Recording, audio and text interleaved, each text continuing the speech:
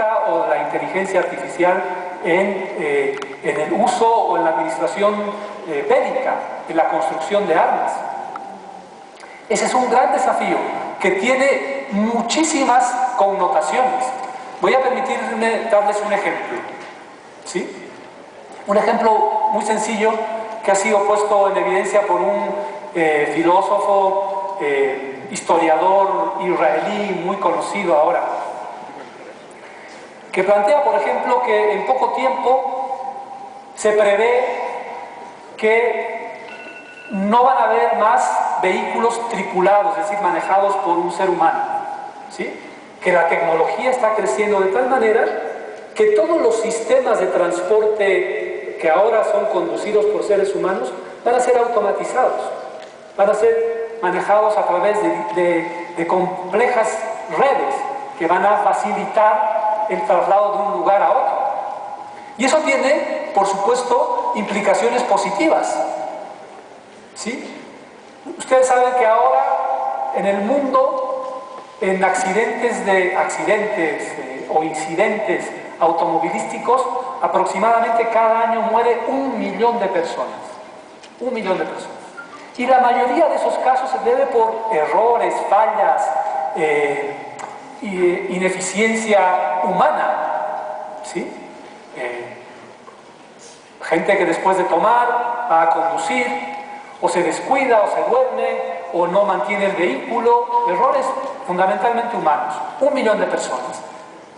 Si es que se llega al punto en que todos los vehículos están tripulados automáticamente, existe la posibilidad de reducir enormemente la muerte y los accidentes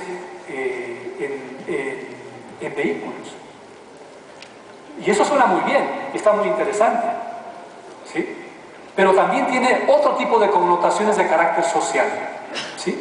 ¿Qué sucederá con las decenas de millones de personas que viven de la industria automovilística?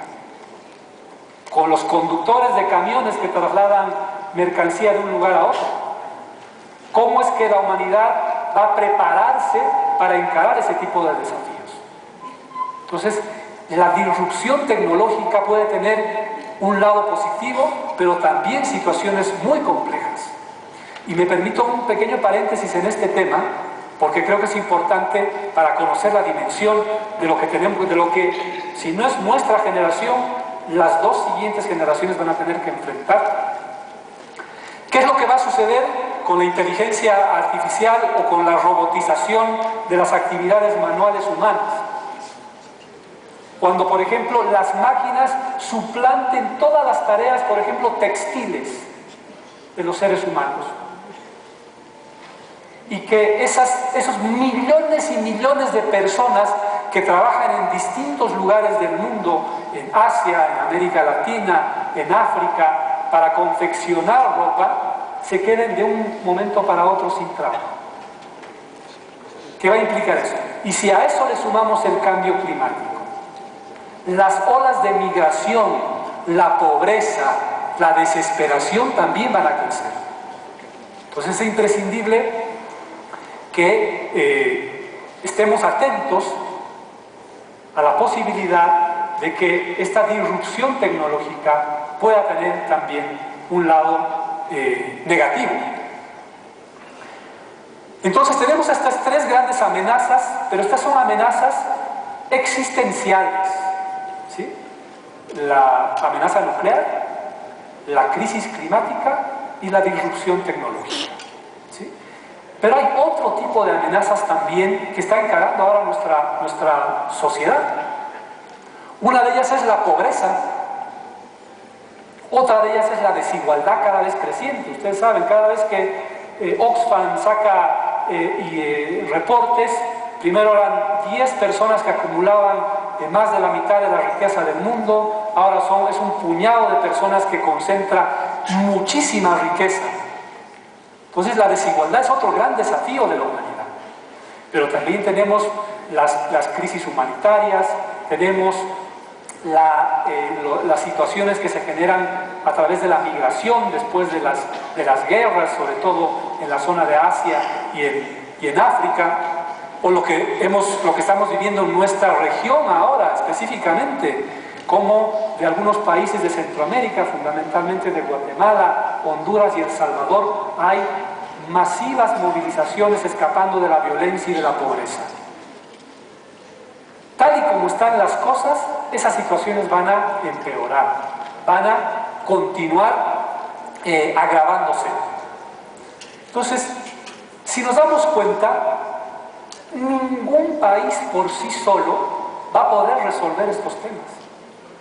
Ningún esfuerzo de un solo país aislado va a poder mitigar este tipo de efectos que aparentemente hasta ahora son inevitables. ¿Sí?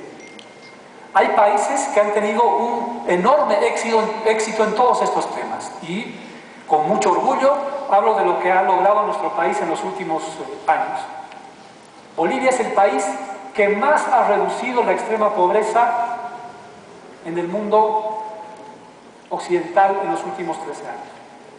Ustedes saben que teníamos una extrema pobreza que llegaba casi al 40% de la población global del país. Y en estos 12-13 años se ha reducido la extrema pobreza al 15%, para el año 2025 pensamos llegar al 5%. Y Bolivia también es el país que más ha reducido la desigualdad, es decir, la concentración de la riqueza. En temas de la brecha de género, ustedes ingresen al informe del Foro Económico Mundial y vean el ranking de los países en términos de la brecha de género. Y Bolivia está en el puesto 17, ¿sí? Por los avances en participación política, por los avances en participación económica, etc. Por supuesto queda un largo camino por recorrer, pero estamos en el puesto 17, mucho más avanzados que muchos países ahora denominados desarrollados. Entonces Bolivia ha hecho mucho eso, pero los esfuerzos solamente de países no son suficientes para poder resolver estas amenazas de carácter global, de carácter mundial. ¿Sí? Es por eso que ahora más que nunca la Organización de Naciones Unidas, o lo que se llama el sistema multilateral, es cada vez más necesario. El sistema multilateral. ¿Qué es el sistema multilateral? ¿Qué significa este sistema? El sistema multilateral son los esfuerzos colectivos de todos los estados basados en reglas comunes, en principios compartidos y en el derecho internacional, con reglas aceptadas por los países. ¿Sí? Si uno lee la Carta de las Naciones Unidas de 1945, ahí encontrará cuáles son los principios y propósitos de la Organización de Naciones Unidas. Y es solamente a través del esfuerzo multilateral, que se van a resolver estos problemas.